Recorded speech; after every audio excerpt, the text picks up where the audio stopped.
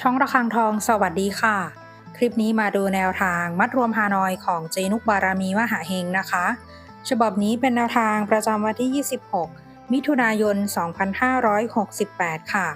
แนวทางมัดรวมฮานอยวันนี้นะคะเจให้เด่นที่ 4 ฟันที่ 4 ค่ะ 45 49 48 ตัวเน้น 40 ชุด 3 ตัว 041 ตัดเล่นตามชอบได้เลยนะคะ แนวทางโดยเจนุกบารมีมหาเฮงค่ะ